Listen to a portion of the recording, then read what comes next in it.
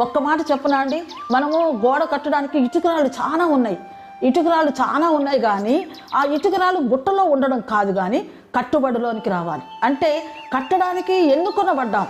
లోకములు ఎంతోమంది ఉన్నారు, గనులు ఉన్నారు, లోకరీతిగా ఎంతోమంది ఉన్నారు, కానీ ఎమ్మెల్యేలు ఉన్నారు, ఎంపీలు ఉన్నారు, ఎంతోమంది ఉన్నారు. కానీ దేవుడు మనల్ని ఒక ప్రత్యేకమైనటువంటి రీతిలో మనల్ని పిలిచాడు.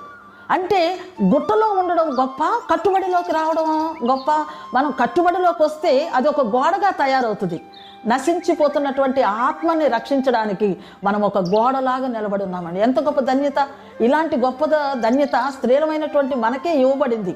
ఎవరు కూడా ఈ యొక్క స్థితిలో మనం ఎప్పుడు మర్చిపోకూడదండి. ఎందుకంటే గుట్టలో మనం లేము. దేనికి ఉపయోగపడినటువంటి వారంగా దేవుడు మనల్ని నిర్మించలేదు. మనము ఉపయోగపడేవారుగా ఉండడానికి ఈ ఉదయకాల సమయంలో ఒక గోడలాగా కట్టబడడానికి నీవు ఒక సాధనంగా ఉపయోగపడాలి.